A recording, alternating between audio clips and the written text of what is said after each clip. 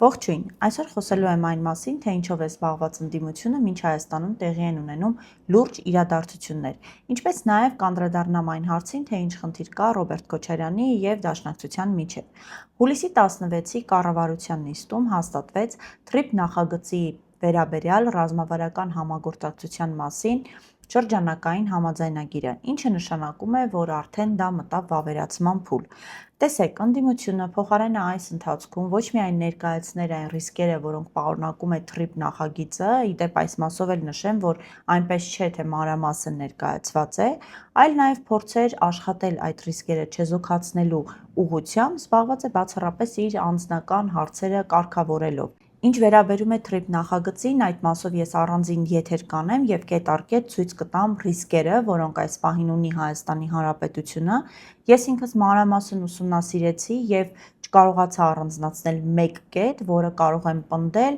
թե այդ նախագիծը բխում է Հայաստանի շահերից։ Եթե կան այնտեղ ինչ-որ հատվածներ, որոնք թաքցրած են այս պահի դրությամբ իշխանության կողմից, չեն հայտարարվել այդ մասին, ապա հորդորում եմ իշխանությանը հրապարակել այդ կետերը, որպեսզի մենք էլ հասկանանք, որ այդ նախագիծը իրականում բխում է Հայաստանի Հանրապետության շահերից։ Այս պահի դրությամբ այն ինֆորմացիան, որը որ կա հրապարակային, հասանելի է մեզ, դա ուսումնասիրելով ես չեմ կարող ասել, որ այս նախագիծը բխում է Հայաստանի Հանրապետության շահերից։ Ինչ վերաբերում է ռիսկերին, արդեն նշեցի, այդ մասին անպայման առանձին եթեր կանեմ և միասին կտեսնենք, որ այդ նախագիծը պարունակում է, այո, պարունակում է բավականին լուրջ ռիսկեր Հայաստանի Հանրապետության համար։ Հիմա անցնենք ընդդիմությանը։ Ինչով են զբաղված ընդդիմադիրները, որոնք խոստացել էին իշխանափոխություն։ Ուժեղ Հայաստանը զբաղված է մարզային այցերով, խնդիրներ է գույքագրում, պարգևատրումներ է իրականացնում այն համայնքներում, որտեղ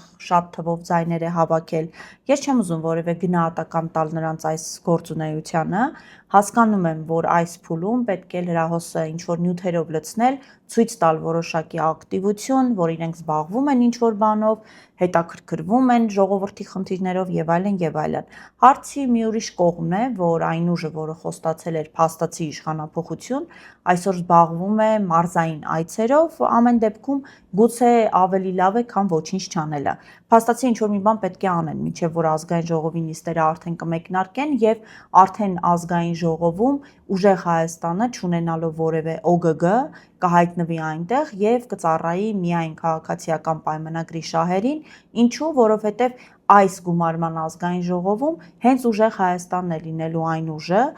որի վրա ՔՊ-ն գոռգռալով, ամեն անգամ ինչ-որ մունատներ գալով, հիշում ենք, Հայաստան դաշինքի պատմությունը, փորձելու է ցույց տալ իր իշխանությունը։ Շատ ավելի հետաքրքիր խմորումներ են տեղի ունենում Հայաստան դաշինքում, որտեղ արդեն մի քանի օր է փոխհրաձգություններ են, մասնավորապես սոցցանցերում, տելեգրամյան ալիքների միջոցով, սոցցանցային տարբեր հարթակներում, եւ տպավորություն է, թե այս խնդիրը սկսվել է այն պահից հետո, երբ Աղվան Վարդանյանը հայտարարեց, թե վերցնելու է մանդատը։ Հիշում ենք, որ ընտրություններից առաջ Աղվան Վարդանյանը հարցազրույց տվեց, խոստում տվեց, որ եթե Նիկոլ Փաշինյանը մնա իշխանության, ապա ինքը կհրաժարվի մանդատից։ Այնուհետև մի քանի օր առաջ Աղվան Վարդանյանը ասաց, որ դրժում է իր խոստումը եւ վերցնում է մանդատը, քանի որ ավելի կարեւոր է իր պարտքը։ Առաջին հայացքից տպավորություն է, թե հենց սա առիթ հանդիսացավ, որպեսզի Քոչարյանամերձ շրջանակը սկսի քննադատել Դաշնակցությանը, բայց իրականում դա այդպես չէ։ Դեռևս նախընտրական քարոզարշավի սկզբնական փուլում արդեն որոշակի խնդիրներ կային Դաշնակցության եւ Ռոբերտ Քոչարյանի միջև, ինչը պայմանավորված էր նրանով, որ Դաշնակցությունը նախընտրական քարոզարշավի հենց սկզբից տարբեր հանդիպումներ, քննարկումներ էր ունենում աշխարհաքաղաքական տարբեր կենտրոններում, ինչը բնականաբար դուր չէր եկել Ռոբերտ Քոչարյանին, քանի որ Դաշնակցության այդ գործունեությունը համաձայնեցված չէր Հայաստան դաշինքի հետ, ինչպես նաև ինքնուրույն, ինքնաբուխ գործունեություն էր ավելի շուտ։ Որպեսզի հասկանանք, թե ինչ է անում Դաշնակցությունը եւ ինչի համար է անում, եկեք մի փոքր հետ գնանք եւ նայենք այս կուսակցության նախապատմությունը 2003 թվականից սկսած գործունեությունը, 2003 թվականից սկսած ինչ է արել Դաշնակցությունը, ինչի համար է արել։ Այսպես 2003-ից 2006 թվականը Դաշնակցությունը կոալիցիայի մաս էր կազմում, 2006 թվականից շարունակում էր աջակցել Ռոբերտ Քոչարյանին, փաստացի 2003-ից մինչև 2008 թվականը Դաշնակցությունը իշխանության մաս էր կազմում։ 2008 թվականին Դաշնակցությունը կոալիցիա կազմեց Հայաստանի Հանրապետական կուսակցության հետ, որից դուրս եկավ 2009 թվականին։ Հիշում ենք, հայ-թուրքական արձանագրությունների ստորագրման գործընթացով պայմանավորված Դաշնակցությունը հայտարարեց, որ Թուրքիայի հետ առանց նախապայմանների հարաբերությունների հաստատումը ազգային շահերի դավաճանություն է, այսպես որակեց Դաշնակցությունը Սերժ Սարգսյանի հայ-թուրքական հարաբերությունների մերձեցման քաղաքականությունը եւ դուրս եկավ կոալիցիայից։ 2016 թվականին նորից Դաշնակցությունը նախ համագործակցության քաղաքական համագործակցության հուշագիր ստորագրեց Հանրապետական կուսակցության հետ, այնուհետև նորից կոալիցիա կազմեց։ Փաստացի այս կուսակցությունը, որը մի քանի տարի առաջ Հանրապետական կուսակցությանը մեղադրում էր ազգային շահերի դավաճանության մեջ, նորից կոալիցիա կազմեց այդ նույն ուժի հետ։ 2018 թվականին Դաշնակցությունը նորից դուրս եկավ կոալիցիայից պայմանավորված ներքաղաքական իրավիճակով եւ փաստացի նշեց, որ դուրս է գալիս կոալիցիայից հանրային համերաշխություն հաստատելու եւ քաղաքական հանգուցալուծում գտնելու նպատակով։ Գուցե շատերը չեն հիշում, թե ինչպես ստացվեց, որ Դաշնակցությունը դուրս եկավ նաեւ Նիկոլ Փաշինյանի հետ կազմած կոալիցիայից։ Շատերի մոտ գուցե կարող է լինել տպավորություն, թե դա պայմանավորված էր Ռոբերտ Քոչարյանի կալանքով։ Իրականությունը բոլորովին ուրիշ է եւ հիմա հետ գնանք ու հիշենք, թե ինչու Դաշնակցությունը դուրս եկավ նաեւ Նիկոլ Փաշինյանի հետ կազմած կոալիցիայից։ ՀՅԴ-ն Նիկոլ Փաշինյանի հետ կոալիցիա կազմեց 2018 թվականի մայիսի 12-ին։ Ռոբերտ Քոչարյանը առաջին անգամ կալանավորվեց 2018 թվականի հուլիսի 27-ին։ Այդ ժամանակ ՀՅԴ-ն այո հայտարարություն տարածեց, քննադատեց, որ դա քաղաքական հետապնդում է, վենդետա է, բայց շարունակեց մնալ Նիկոլ Փաշինյանի հետ կոալիցիայի կազմում։ Դաշնակցությունը Նիկոլ Փաշինյանի հետ կազմած կոալիցիայից դուրս եկավ միայն այն բանից հետո, երբ 2018 թվականի հոկտեմբերի 2-ին Նիկոլ Փաշինյանը հայտարարեց ցույցի ժամանակ հենց հարթակից հայտարարեց, որ արժատում է դաշնակցական նախարարներին, մարզպետներին, ինչպես հիշում եք, 3 նախարարական պորտֆել ուներ, լինելով կոալիցիայի կազմում Դաշնակցությունը, որից հետո Դաշնակցությունը բնականաբար դուրս եկավ կոալիցիայից, այսինքն դա պայմանավորված էր Նիկոլ Փաշինյանի որոշմամբ, այլ ոչ թե Դաշնակցության, եւ դիրքավորվեց արդեն ընդդիմադիր դաշտում։ Նիկոլ Փաշինյանի կողմից այս որոշման պատճառը այն էր, որ Դաշնակցությունը կողմ էր քվեարկել ազգային ժողովի կանոնակարգ օրենքում փոփոխություն կատարելուն։ Հիշում ենք, որ Նիկոլ Փաշինյանը այդ ժամանակահատվածում ցանկանում էր լուծարել ազգային ժողովը եւ նոր ընտրություններ անցկացնել, իսկ այդ օրենքի փոփոխմամբ փաստացի ազգային ժողովում մեծամասնություն ունեցող ուժերը փորձում են թույլ չտալ, որպեսզի ազգային ժողովը ավտոմատ լուծարվի։ Նիկոլ Փաշինյանը հասավ իր նպատակին, ինչպես գիտենք, եւ անցկացվեցին նոր խորհրդարանական ընտրություններ։ 2018 թվականի դեկտեմբերին անցկացված ընտրություններով Դաշնակցությունը մանդատներ չստացավ եւ չհայտնվեց ազգային ժողովում։ Դիրքավորվեց ընդդիմադիր դաշտում եւ արդեն սկսեց պատրաստվել ուշադրություն ոչ թե իշխանափոխության, այլ ընտրություններին։ Տեսեք, Դաշնակցությունը Հայաստանի այն կուսակցություններից է, որը բավականին երկար ժամանակ ամեն դեպքում քաղաքականության մեջ է, շատ լավ հասկանում է քաղաքական ինտրիգներից, լավ քաղաքական հոտառություն ունի եւ փորձում է միշտ այնպիսի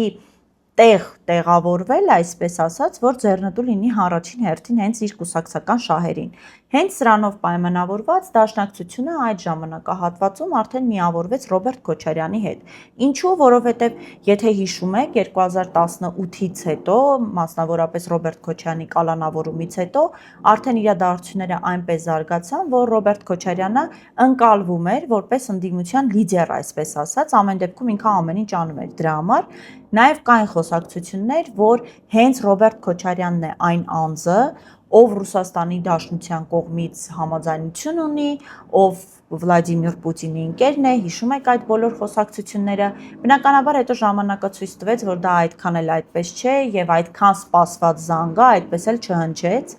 ոչ ոք չզանգեց ու այսպես ասած դաբրո չտվեց իշխանափոխության, ինչևէ 2021 թվականին Դաշնակցությունը Ռոբերտ Քոչարյանի հետ միասին բավականին լավ պայմաններով հայտնվեց ազգային ժողովում։ Ինչու լավ, որովհետև ամեն դեպքում տիտղոսակիր ընդդիմության շարքերում, թիվ 1 ընդդիմադիր ուժ ընկալվող ուժի շարքերում Դաշնակցությունը բավականին լավ թվով պատգամավորներով հայտնվեց ազգային ժողովում։ 2021-ից 2026 թվականը Հայաստան Դաշինքի գործունեության արդյունքում վարկանիշային անկում ունեցավ ոչ միայն Ռոբերտ Քոչարյանը, այլ նաև Դաշնակցությունը, որովհետև այս 5 տարվա Հայաստան Դաշինքի գործունեությունը, ես առանձին եթեր ունեմ այդ մասին, փաստացի ցույց տվեց, որ նրանք ազգային ժողովում զբաղված էին ոչնչով։ Որևէ օրենքի նախագիծ, որևէ ազդեցություն իշխանության որոշումների վրա չկար նման բան, ես բավականին երկար խոսել եմ այս մասով, եթե հետաքրքիր է կարող եք նայել իմ YouTube-յան էջում, նաև Facebook-յան էջում կա։ Հիմա 2026 թվականին, երբ Սամվել Կարապետյանը արդեն մտավ քաղաքականություն եւ փաստացի վերցրեց թիվ 1 ընդդիմադիր ուժի տիտղոսը, այսպես ասած, Դաշնակցությունը սկսեց կամաց-կամաց մտածել, որ մյուս ընտրություններին, այսինքն այս ազգային ժողովի գործունեության ավարտից հետո, այլևս եթե ոչ անհնար, ապա շատ դժվար է լինելու նորից քաղաքականության մեջ մնալը եւ փաստացի Դաշնակցությունը կարող է հայտնվել լուսանցքից դուրս կարգավիճակում, ինչով էլ հենց պայմանավորված էր այն, որ Դաշնակցությունը սկսեց տարբեր հանդիպումներ ունենալ տարբեր մարդկանց հետ դրսում եւ փորձել հասկանալ, թե որ ուղղությամբ պետք է շարժվի։ Դաշնակցությունը նաև շատ լավ հասկանում է, որ չի կարող հավակնել նաև արտախորհրդարանական ընդդիմադիր ուժ լինելուն, որովհետև այս տարիների ընթացքում իրենց անփառունակ պայքարը փողոցային, ապարդյուն պայքարները, որոնք որևէ արդյունք չեն ունեցել, որևէ նպատակի չեն հասել, բնականաբար շատ վատ հետք են թողել եւ նրանք չեն կարող նույնիսկ հավակնել արտախորհրդարանական ընդդիմություն լինելուն։ Ինչ է մնում անել Դաշնակցությանը այս պայմաններում։ Պայմանավորվել իշխանությունների հետ, կուլիսներից այն կողմ, առավել եւս, որ Դաշնակցությունը նման փորձ ունի։ Փաստացի իշխանությունների հետ պայմանավորվելով Դաշնակցությունը իր համար լուծում է մի քանի հարցեր։ Առաջինը՝ հարմարավետ դիրքավորվում է ազգային ժողովում, ունենում է ՕԳԳ, իհարկե իշխանության համար, բայց ունենում է ՕԳԳ եւ դառնում է իշխանության ֆավորիտ ընդդիմությունը իր բոլոր բոնուսներով։ Ինչ է ստանում իշխանությունը այս պարագայում։ Տեսեք, շատ էր քննարկվում, թե քաղաքացիական պայմանագիր կուսակցությունը չի ստացել սահմանադրական մեծամասնություն, ինչին ձգտում էր։ Իրականում դա այդպես չէ, քաղաքացիական պայմանագիր կուսակցությունը ստացել է հենց այն, ինչ պետք էր իրեն։ Եվ սահմանադրական մեծամասնություն չունենալը քաղաքացիական պայմանագիր կուսակցության համար անվտանգության երաշխիք է։ Այս մասին ես առանձին եթեր ունեմ, եթե հետաքրքիր է կարող եք նայել։ Հիմա այս պարագայում արդեն պայմանավորվելով Դաշնակցության հետ, կուլիսներից այն կողմ, իշխանությունը իր համար լուծում է մի կարևոր հարց։ Երբ պետք լինի արդեն իրեն պակասող ձայները, ոչ թե պետք է առանձին հատ-հատ падգամավորների հետ պայմանավորվածություններ ձեռք բերի, այլ արդեն միանգամից փաթեթով, այսպես ասած, այդ պայմանավորվածությունը ձեռք է բերել։ Դաշնակցությունը լուծում է նաև մի շատ կարևոր հարց՝ թույլ չի տալիս այլևս ուժեղ Հայաստանին էլ ավելի ուժեղանալ որպես ընդդիմադիր, քանի որ լինելով իշխանության ֆավորիտ ընդդիմադիր ուժը, բնականաբար ունի շատ ավելի լայն հնարավորություններ հանրության մոտ ընկալվելու որպես իրական ընդդիմություն, չնայած որ իրականությունը բոլորովին այդպես չէ։ Մնացած բոլոր շահարկումները այս թեմայով, կարծիքները, տելեգրամյան, սոցիալական ցանցերում հնչեցվող տարբեր տեսակետները տրամաբանական չեն եւ հիմնազուրկ են։ Այս կոնֆլիկտի բուն պատճառը Քոչարյան եւ Դաշնակցություն ես արդեն նշեցի, թե որտեղից է գալիս եւ ինչ նպատակ ունի։ Հիմա այս ազգային ժողովի ընտրությունների արդյունքներով փաստացի օգտվեցին բոլոր քաղաքական ուժերը։ Ամեն մեկը ստացավ այն, ինչի համար պայքարում էր։ Ուժեղ Հայաստանը մտավ ազգային ժողով, որը իր համար դառնալու է փորձաշրջան, այսպես ասած, թրծվելու որպես քաղաքական ուժ եւ իր քաղաքական մեկնարկը ու կարիերան սկսելու։ Այս գումարման ազգային ժողովը ուժեղ Հայաստանի համար լինելու է հիմնականում փորձաշրջան, փորձ ձեռք բերելու համար ինչ-որ հարթակ։ Ինչպես նաև ուժեղ Հայաստանը ծառայելու է իշխանությանը, երբ պետք լինի ցույց տալ, որ իշխանությունը ուժեղ է, հզոր է, ինքնահաստատվել, այսպես ասած, ապա դրա համար լինելու են ուժեղ Հայաստանի падգամավորները, ում վրա ՔՊ-ն կգորգռա, կշարունակի մունատ գալ, ինչպես եղել է նախորդ 5 տարիներին։ Դաշնակցությունը բարելավեց իր դիրքերը էականորեն, քանի որ դուրս եկավ այդ ծեծվող падգամավորի կարգավիճակից եւ արդեն կդառնա իշխանության համար ֆավորիտ ընդդիմություն, ինչպես նաև իր համար հետագա իր գործունեության համար այս կարգավիճակից օգտվելով կկարողանա որոշակի գործողություններ անել, որպեսզի մյուս խորհրդարանական ընտրություններին ավելի լավ պայմաններով մասնակցի, գուցե նաև առանձին։ Քաղաքացիական պայմանագիր կուսակցությունը ստացավ այնքան ձայներ, ինչքան իրեն պետք էր, ունենալով իր անվտանգության երաշխիքները, իսկ Ռոբերտ Քոչարյանը կարծում եմ ունի ազգային ժողովում այնքան ներկայացվածություն, ինչքան իրեն անհրաժեշտ է հենց այս փուլում։ Միակ տուժողը այս իրավիճակում շարունակում է մնալ Հայաստանի Հանրապետության քաղաքացին, մենք բոլորս, հանրությունը,